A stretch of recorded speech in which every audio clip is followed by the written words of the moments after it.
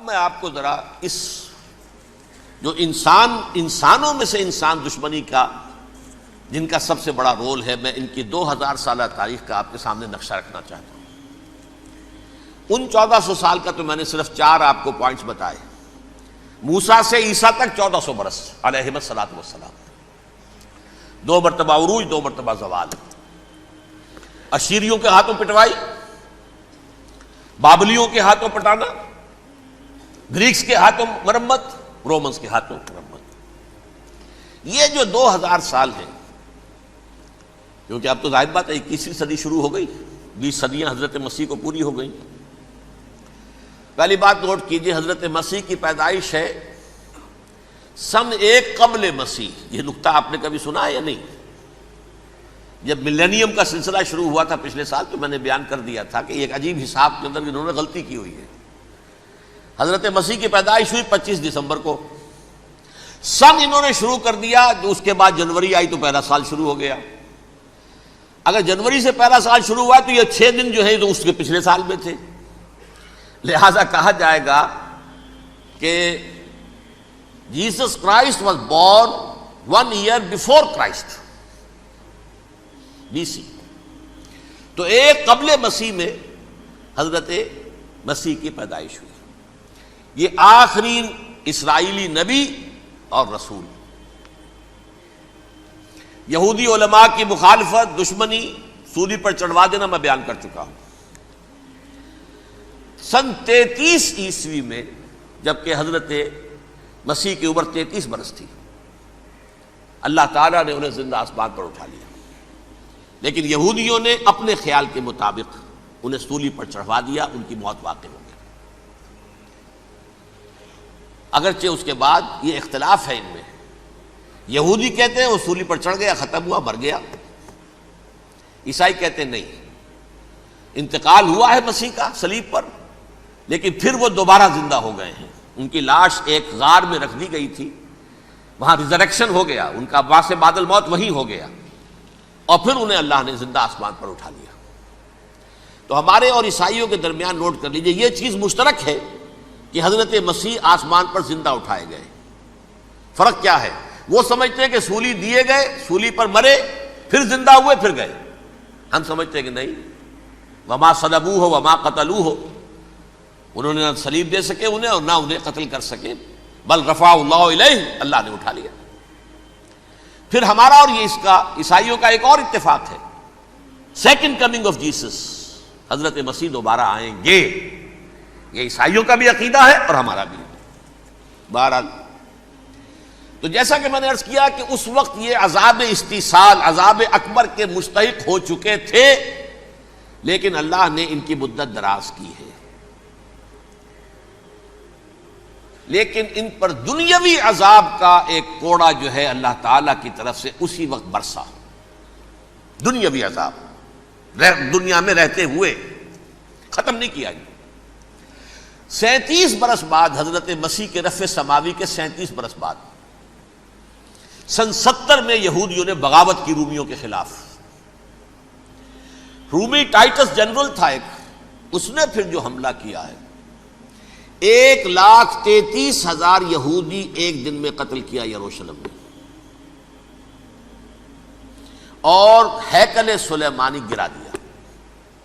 وہ ہیکل پہلے بھی گرا تھا، پہلے 1400 سال کے دوران میں بھی نبوکڈنضر نے گرایا تھا، لیکن پھر اس کے 150 سال بعد انہوں نے دوبارہ بنا لیا تھا، اس لیے وہ اسے سیکنڈ ٹیمپل کہتے ہیں۔ پہلا ٹیمپل جو حضرت سلیمان نے بنایا تھا، نبوکڈنضر نے گرا دیا 587 قبل مسیح میں، پھر دوبارہ انہوں نے 150 سال کے بعد بنا لیا۔ وہ اس تاریخ کا حصہ ہے، میں نے جس کے بارے میں آپ کو تفصیل نہیں بتائی۔ اس میں یہ ہوا سن 70 میں وہ گرا دیا گیا، وہ آج تک گرا پڑا ہوا ہے۔ نمبر 2، یہ کہہ دیا گیا کہ یہودیوں اس ارض فلسطین سے نکل جاؤ، تم یہاں نہیں رہ سکتے اب۔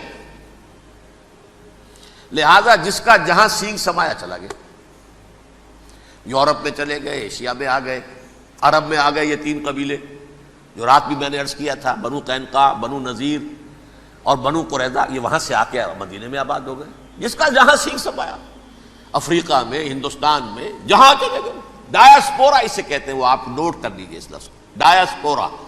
ہمارا دور انتشار، جبکہ ہمیں ہماری اصل سرزمین تو فلسطین ہے، حضرت ابراہیم کا مسکن، حضرت اسحاق حضرت یعقوب کا مسکن فلسطین، یہ ہے ہماری اصل جاگیر، یہ تو ہماری جدی پشتی جاگیر ہے، لیکن یہاں سے نکال دیے گئے سن 70 عیسوی میں، اور وہاں سے لے کے 1917 تک ان کا ڈایاسپورا جاری رہا۔ یہ دور انتشار ہے۔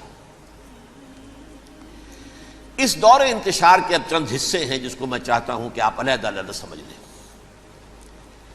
دور انتشار کا جو پہلا جو ہے تقریباً 300 برس رومی حکمران تھے، وہ یہودیوں کے بھی دشمن تھے اور عیسائیوں کے بھی دشمن تھے۔ عیسائی اور یہودی ایک دوسرے کے بھی دشمن تھے،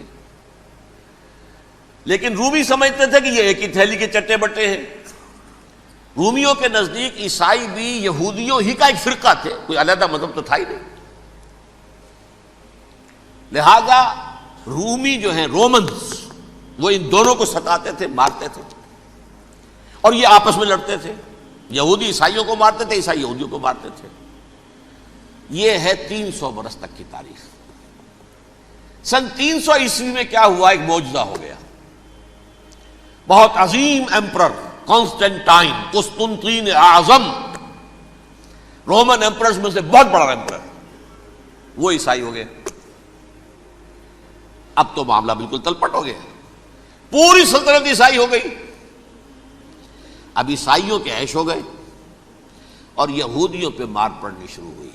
اب عیسائیوں کا آپ خود سوچئے کہ جنہیں وہ خدا بنا بیٹھے ہیں، خدا کا بیٹا قرار دے رہے ہیں، ان کے قاتل کون؟ یہودی بدماش۔ لہذا ان کی وہ پٹائی شروع ہوئی ہے یورپ میں، پوری رومن امپائر میں انہیں ذلیل کیا گیا۔ شہروں میں آمد بند، علیحدہ رہو، گھیٹوز کے اندر رہو۔ یہودی کا نام جو ہے وہ گالی بن گیا، جیسے آج بھی یہودی گالی کہتے ہیں، جیسے خنزیر کا لفظ، آخر وہ بھی اللہ کی مخلوق ہے، لیکن آپ کو معلوم ہے کوئی شخص زبان پر نام نہیں لانا چاہتا خنزیر کا، سور کا، ہے تو مخلوق وہ بھی ایک حیوان ہے۔ ایسے ہی یہ ہے یہودی، یہودی گالی، جیو جیوٹ گالی۔ لہذا ایک طرف تو ان دونوں کے درمیان دشمنی، جس کو قرآن کہتا ہے وَأَغْرَيْنَا بَيْنَهُمُ الْعَدَاوَةَ وَالْبَغْضَاءَ، ہم نے ان کے مابین دشمنی جو ہے پیدا کر دی۔ اور جب یہ پوری سلطنت عیسائی ہو گئی تو قافیہ تنگ ہو گیا یہودیوں کا۔ اب آئیے 571 عیسوی، یعنی جب کہ ڈایاسپورا کو کتنا عرصہ ہو چکا تھا؟ 500 برس۔ سن 70 سے شروع ہوا نا ڈایاسپورا، جب ٹائٹس نے گرایا ہے ہیکل کو اور نکال باہر کیا انہیں فلسطین سے، بھاگ جاؤ یہاں ایک یہودی بھی نہیں رہے گا، فلسطین سے نکال دیے گئے۔ اس کے پورے 500 برس بعد سن 571 عیسوی میں حضور کی پیدائش ہوئی، ولادت با سعادت محمد الرسول اللہ صلی اللہ علیہ وسلم۔ 610 میں آپ پر وحی کا آغاز ہوا، لیکن حضور کے ساتھ ان کا معاملہ کیا رہا؟ اول تو جبکہ حضور ابھی مکے ہی میں تھے، یہودیوں نے ریشہ دوانیاں شروع کر دی حضور کے خلاف۔ قریش مکہ کو سکھاتے تھے، پڑھاتے تھے، ان سے یہ پوچھو، ان سے یہ پوچھو، انہیں اس طرح تنگ کرو، ان سے یہ امتحان لو، یہ آپ کے علم میں ہے۔ سورہ بنی اسرائیل میں، سورہ کہف میں وہ سوالات جو امتحانی سوالات آئے تھے، ذوالقرنین کون تھا، اصحاب کہف کون تھے، تم رسول بنے پھرتے ہو تو بتاؤ، اور یہ روح کی حقیقت کیا بتاؤ۔ یہ ساری ریشہ دوانیاں کر رہے تھے بیٹھے ہوئے، ابھی وہیں پر، حضور ابھی پہنچے بھی نہیں۔ ہجرت فرما کر حضور تشریف لے آئے تو حضور نے، جسے ماسٹر سٹروک کہا جائے گا، یعنی اسٹیٹس مین شپ کا ماسٹر سٹروک، آپ نے مدینے میں آتے یہودیوں کے ساتھ پیکٹ کر دیا، جوائنٹ ڈیفنس پیکٹ آف مدینہ، کہ اگر مکے والے ہم پر حملہ کریں گے تو ہم مل جل کر ایک قوم کی حیثیت سے مقابلہ کریں گے۔ یہ میثاق مدینہ کہلاتا ہے، جس کے بہت غلط معنی پہنائے جا رہے ہیں آج کل۔ بہرحال میں موضوع میرا چونکہ یہ نہیں، میں ادھر نہیں جاؤں گا، لیکن ہوا کیا؟ ہر مرتبہ یہ خیانت کے مرتکب ہوئے، ان نے جو عہد کیے تھے ان سے پھرے، اندر ہی اندر سازش، ریشہ دوانی، حضور کی بدترین دشمنی۔ سورہ نساء کی آیت نمبر 12 میں 14 میں 13 میں فرمایا ہے لا تزال تطلع علی خائنۃ منہم، اے نبی ہمیشہ آپ کے علم میں ان کی طرف سے خیانتیں، بددیانتیاں آتی رہیں گی. اور بار بار وہ مسلسل جنگ کی آگ بھڑکاتے تھے. قریش کو دعوت دیتے، آؤ آؤ آؤ ہم اندر سے بغاوت کر دیں گے، تم آؤ تو صحیح، ختم کریں محمد کو اور اہل ایمان کو صلی اللہ علیہ وسلم ورضی اللہ تعالی عنہم اجمعین. لیکن پھر جب وہ آتے تھے تو یہ دبک جاتے تھے، ان میں ہمت نہیں تھی، میدان کے مرد نہیں رہے تھے. یہ سورہ حشر میں ان کا نقشہ کھینچا گیا ہے. کھلے میدان میں مقابلے کی اس کے اندر صلاحیت ہی نہیں ہے. یہ تو فصیلوں کے پیچھے سے، جیسے عورتیں کہیں دیہات میں لڑائی ہوتی ہے تو مرد جو ہے گلیوں میں لڑتے ہیں، عورتیں اوپر سے پتھر پھینکتی ہیں، بس وہ کام یہ کر سکتے تھے. من ورائے جدر، فصیلوں کے پیچھے سے، جنگ میں میدان میں نہیں آ سکتے. بہرحال قرآن مجید میں ہے یہ سورہ مائدہ کی آیت نمبر 64، کلما اوقدوا نارا للحرب اطفاها اللہ. اکثر و بیشتر مواقع پر تو یہ جب آگ بھڑکاتے تھے جنگ کی، اللہ اسے بجھا دیتا تھا. لیکن بہرحال اس کے باوجود جنگیں ہوئی، غزوہ بدر، غزوہ احد ہوئی کہ نہیں؟ یہ ساری اصل شرارت ہوئی. اور اس کے نتیجے میں حضور نے پھر ایک ایک کر کے 3 قبیلوں کو سزا دی. غزوہ بدر کے فوراً بعد بنو قینقاع نکالے گئے مدینے سے، غزوہ احد کے فوراً بعد بنو نذیر نکالے گئے، اور غزوہ احزاب کے بعد بنو قریظہ نکال دیے گئے. یہ تو میں نے آپ کے سامنے رکھ دیا صرف حضور کے زمانے میں ان کا کیا رویہ رہا. دشمنی، رات بھی ہم نے وہ آیت پڑھی تھی، لَتَجِدَنَّ أَشَدَّ النَّاسِ عَدَاوَةً لِلَّذِينَ آمَنُوا الْيَهُودُ وَالَّذِينَ أَشْرَكُوا. اہل ایمان کی دشمنی میں شدید ترین تم پاؤ گے یہودیوں کو اور مشرکین. مشرکین بھی بعد میں ہے، پہلے یہودی. حضور کے بعد کیا ہوا اب یہ نوٹ کیجئے، یہ ان کی تاریخ کا دوسرا دور. حضرت عمر رضی اللہ تعالیٰ عنہ قائد خلافت ہے. بیت المقدس کا محاصرہ کیا گیا، فصیل بڑی اونچی، شہر اندر سے سیلف سفیشینٹ، حملے کا راستہ کوئی نہیں، محاصرہ طول کھینچ رہا ہے، لیکن ان کے پاس رسد بھی موجود ہے، پانی بھی موجود ہے، وہ دروازے بند کر کے بیٹھے ہوئے ہیں. بالآخر اللہ تعالیٰ کی مشیت کا ظہور کیسے ہوا؟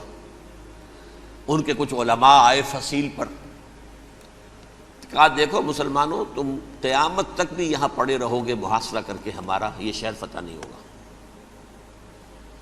ہاں ایک درویش بادشاہ کے ہاتھوں یہ شہر فتح ہونا ہے، لیکن تمہارے اندر ہمیں وہ نظر نہیں آ رہا.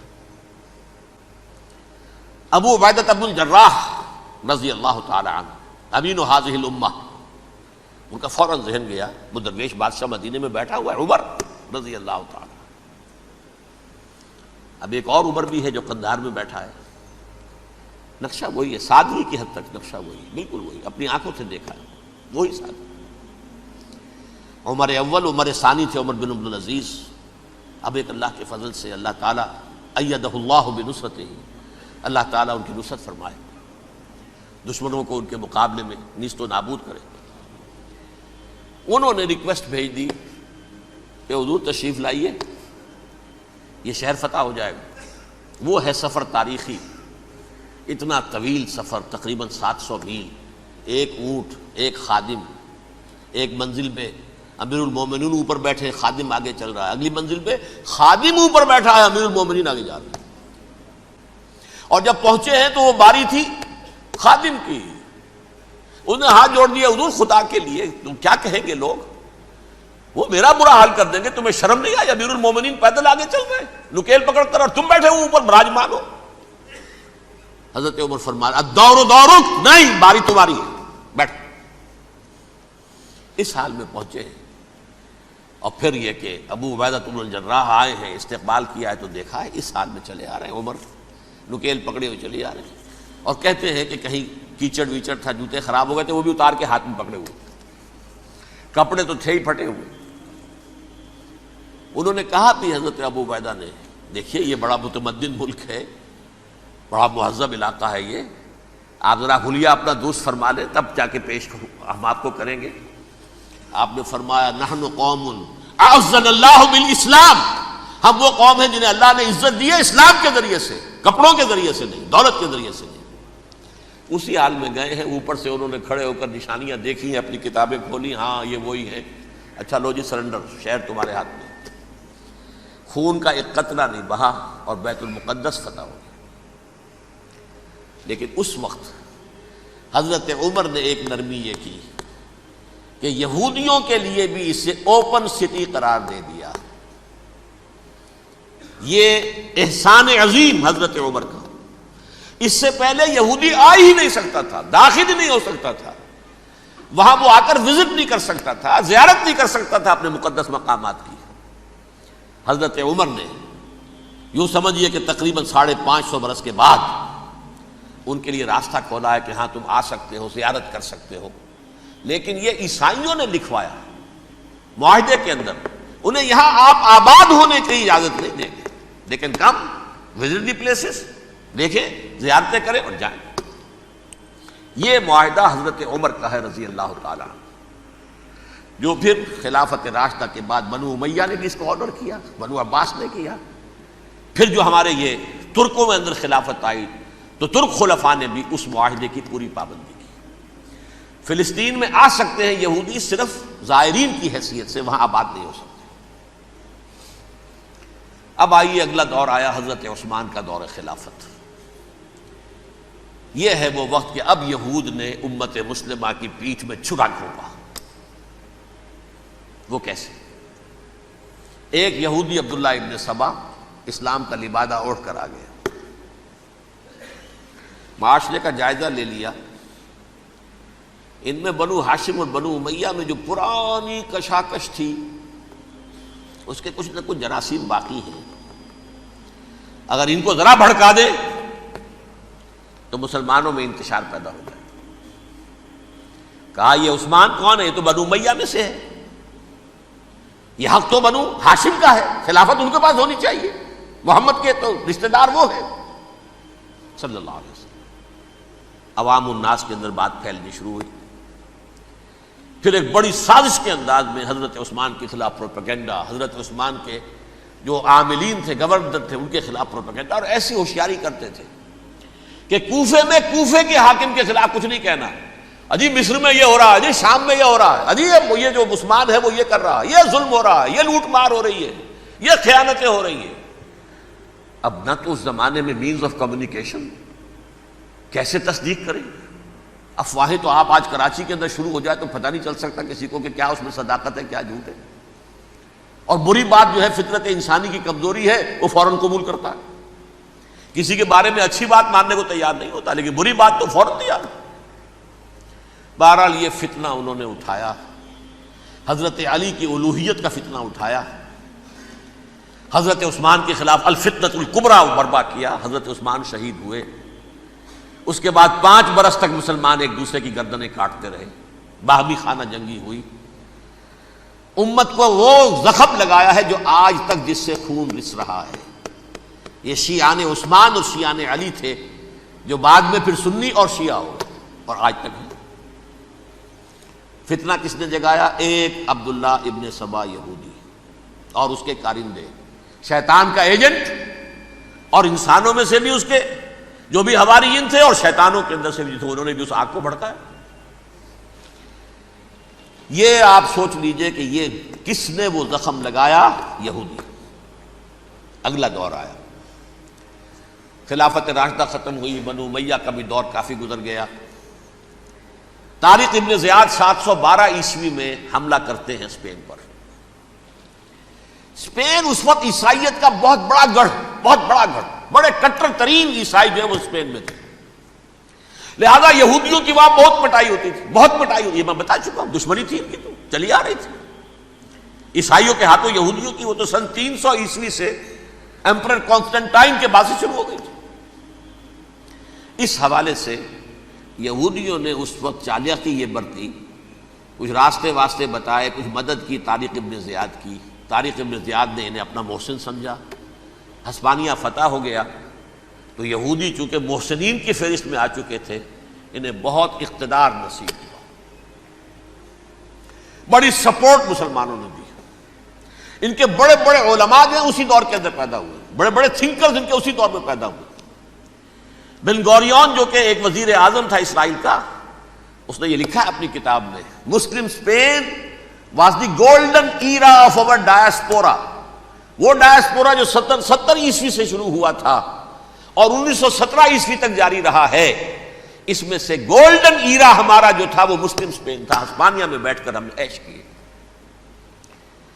لیکن وہاں سے انہوں نے اور جو کچھ کیا، یہ تو داستان کے بہت سے گوشے ہیں، لیکن میں جس اسٹریٹ لائن میں چل رہا ہوں اس کے اعتبار سے ایک بات سمجھ لیجیے. وہاں بیٹھ کر انہوں نے اب عیسائیت کی پیٹھ میں چھرا گھونپا، پروٹیسٹنٹ مذہب پیدا کیا، تقسیم کر دیا. جیسے شیعہ سنی کی تقسیم، عبداللہ ابن سبا، رومن کیتھولک اور پروٹیسٹنٹ کی تقسیم، یہودی علماء. ہوتا کیا تھا؟ ہسپانیہ کی یونیورسٹیاں ہیں، کارڈووا میں ہے، ٹولیڈو میں ہے، گریناڈا میں ہے، غرناطہ، قرطبہ، تولیتلا، اور وہاں آتے تھے لوگ. فرانس سے چلے آ رہے ہیں نوجوان پڑھنے کے لیے، جرمنی سے چلے آ رہے ہیں، اٹلی سے چلے آ رہے ہیں. 3 ہی ملک قریب ترین پڑھتے ہیں سینٹرل جو یورپ کے ہیں. یہاں پر جو ہے وہ اسلام جو نور پھیلا رہا تھا اس سے بھی مستفیض ہوئے. جہالت کے جو ہے پردے ان کے وہ چھٹے. اس کے ساتھ ہی وہ یہودی وہاں ان کے اندر جو جراثیم داخل کر رہے تھے وہ اس عیسائیت کے خلاف بغاوت تھی جو اس وقت دنیا میں عیسائیت اس وقت تھی. پوپ کا راج تھا دنیا میں اس وقت. یورپ میں جو عیسائیت تھی اس میں ایک طرف بادشاہ تھے، لیکن بادشاہوں کی حیثیت وہاں پر یوں سمجھ لیجئے کٹ پتلیوں کی تھی. اصل قوت پوپ کے ہاتھ میں تھی. اور پوپ کو انہوں نے جیسے قرآن نے کہا اتخذوا احبارهم ورهبانهم اربابا من دون اللہ، چونکہ سینٹ پال نے شریعت موسوی ساقط کر دی تھی تو اب شریعت تھی ہی نہیں. پوپ کو اختیار تھا جس چیز کو چاہے حلال قرار دے دے، جس چیز کو چاہے حرام قرار دے دے. اتخذوا احبارهم ورهبانهم اربابا من دون اللہ. انہوں نے کہا صاحب یہ پوپ کس بلا کا نام ہے، یہ بھی انسان ہے. بات تو ٹھیک تھی نا، اصل حیثیت تو کتاب کی ہونی چاہیے نا، ڈیوائن بک، دی ریویلڈ اسکرپچر. لہذا اور یہ کتاب ہر شخص پڑھ سکتا ہے. کوئی پوپ کے باپ کو جو ہے کوئی اس کے لیے پروپرائٹری رائٹس تو نہیں ہے کہ صرف پوپ پڑھ سکتا ہے یا پادری پڑھ سکتے ہیں. ہم بھی پڑھ سکتے ہیں، ہم بھی سمجھ سکتے ہیں.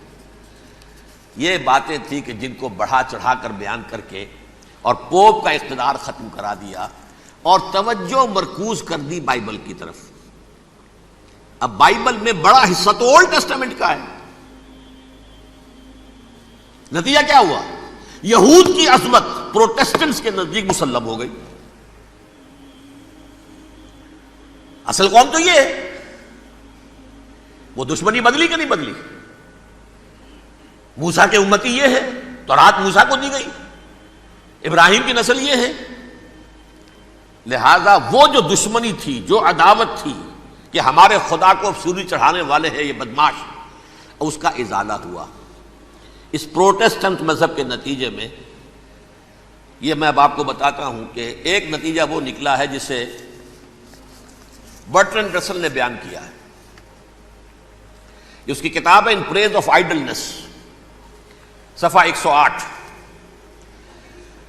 وہ لکھتا ہے the Christians retaining the Judaic belief in special revelation added to it the Roman desire for worldwide domination and the Greek taste for metaphysical subtleties. The combination produced the most fiercely persecuting religion that the world has yet known. یہ 3 چیزیں آ کر عیسائیت میں مل گئی. ایک تو جب یہ اولڈ ٹیسٹمنٹ جو ہے وہ ان کے ہاتھ میں آ گئی، اور اس کے میں کچھ آپ کو بتا دیتا ہوں کہ اولڈ ٹیسٹمنٹ کی تعلیمات، کیونکہ یہ اولڈ ٹیسٹمنٹ جو ہے یہ محرف تھی. اصل تورات تو گم ہو گئی تھی 587 قبل مسیح میں، جب پہلی مرتبہ ہیکل جو ہے تباہ ہوا ہے اس وقت ختم ہو گئی تھی. اس کے کوئی 150 سال کے بعد انہوں نے یادداشتوں سے مرتب کر کے لکھی ہے. اب اس میں ان کے اپنے خیالات، اپنے امانی، اپنی توجیحات وہ شامل ہو گئیں. لہذا میں آپ کو حوالے دیتا ہوں اس کتاب کے اندر مظالم کی جو تعلیم دی گئی ہے. اہل کتاب نے اپنے مظالم قتل عام کے جواز کے لیے تورات میں تبدیلیاں کی اور پیغمبروں پر دہشت ناکی اور بدترین حرام کاری کے الزامات لگائے. سنیے، پہلا حوالہ ہے یہ گنتی باب 31 آیات 17-18. اس لیے ان بچوں میں جتنے لڑکے ہیں سب کو مار ڈالو، اور جتنی عورتیں مرد کا منہ دیکھ چکی ہیں ان کو بھی قتل کر ڈالو، لیکن ان لڑکیوں کو جو مرد سے واقف نہیں اور اچھوتی ہیں اپنے لیے زندہ رکھو. یہ کسی اللہ کی کتاب کا یہ جملہ ہو سکتا ہے؟ کسی ریویل بک کا؟ اور سنیے، یہ ہے استثناء ڈیٹرانومی باب 20 آیت 16-18. پر ان قوموں کے شہروں میں جن کو خداوند تیرا خدا میراث کے طور پر تجھ کو دیتا ہے، کسی ذی نفس کو جیتا نہ بچا رکھنا، جیسا خداوند تیرے خدا نے تجھ کو حکم دیا بالکل نیست کر دینا. مرد، عورتیں، بچے، بوڑھے سب ختم. یہ کتاب مقدس ہے. اور سنیے، سموئیل باب 27 آیت نمبر 9. اور داؤد نے اس سرزمین کو تباہ کر ڈالا اور عورت مرد کسی کو جیتا نہ چھوڑا. نمبر 4، ان سب آباد شہروں کو ماں، عورتوں اور بچوں کے بالکل نابود کر ڈالا. کتاب استثناء باب 3 آیت 6. یہ ہے جو کہہ رہا ہے برٹرنڈ رسل، کرسچینٹی میں آ کر اب یہ 3 چیزیں شامل ہو گئی. ایک تو یہ باربیرین یہ تعلیم جو ہے، اور یہ مذہب کے نام پہ تعلیم، یہ کتاب مقدس کی تعلیم. نمبر 2، رومنز کے اندر جو ایک تمنا تھی ورلڈ ڈومینیشن کی، وہ عیسائیت کے اندر آ گئی. اس لیے کہ پوری رومن امپائر جو ہے عیسائی ہو گئی، تو اسے وراثت کے اندر ورلڈ ڈومینیشن کی جو ایک تمنا تھی وہ مل گئی. اور پھر یہ کہ انہوں نے جو توہمات تھے یونانیوں کے، ان کو بھی اپنے ہاں مختلف شکلوں کے اندر جمع کر لیا. ان 3 چیزوں کا the combination produced the most fiercely persecuting religion that the world has yet known. اس کے نتیجے میں دنیا میں تاریخ انسانیت کے اندر جو بدترین خوخار ترین مذہب ہو سکتا ہے وہ شکل عیسائیت نے اختیار کی. اور اس کا مظہر عتم کیا تھا؟ نوٹ کیجئے، صلیبی جنگیں. ایک بات ٹائم ٹیبل کے اعتبار سے نوٹ کر لیجئے گا. فرسٹ ملینیم ختم ہوا، سیکنڈ شروع ہوا. ان کے 1000 سال ختم ہوئے تو 11ویں صدی میں سیکنڈ ملینیم شروع ہوا، تو پہلی صلیبی جنگیں ہوئی. لاکھوں مسلمان قتل کیے. صرف یروشلم کے اندر اتنا خون بہایا ہے کہ خود ان کے ہسٹورینز لکھتے ہیں کہ جب ان صلیبیوں نے جب گھوڑوں کے ساتھ وہ چل رہے تھے گلیوں میں، تو ان کے گھوڑوں کے گھٹنوں تک خون کی ندی بہ رہی تھی. جہاں سے گزرے ختم کرتے چلے گئے، آبادیاں کی آبادیاں ختم کر دی. اگرچہ اس کروسیڈ میں گیہوں کے ساتھ گھن بھی پسا، یہودی بھی بہت مارے گئے. یہ فرانس سے، جرمنی سے جب یہ کروسیڈرز آ رہے تھے 3000 میل کا سفر طے کر کے آئے تھے. سوچئے تو صحیح. اربن ثانی پوپ جو تھا، آگ لگا دی تھی اس نے پورے یورپ کے اندر. شرم سے ڈوب مرو، تمہارے مقدس علاقے مسلمانوں کے ہاتھ میں. انفیڈلز، یہ کافر، یہ مرتد، یہ ملحد. مسیح جہاں پیدا ہوا، مسیح کو جہاں سولی دی گئی، وہ کہاں ہے؟ ان کے ہاتھ میں. وہ آگ لگائی ہے، 3000 میل کا فاصلہ طے کر کے یہ قومیں آئی ہیں وہاں. اور جو تباہی مچائی ہے انہوں نے، تاریخ انسانی میں ایسی بربریت کی کوئی مثال. اور یہ ان کے اپنے ہسٹورینز لکھتے ہیں. شرم کے مارے ایسے محسوس ہوتا ہے جیسے ان کی گردنیں جھکی جا رہی ہیں. لکھتے ہیں صلی اللہ علی محمد صلی اللہ علیہ وسلم.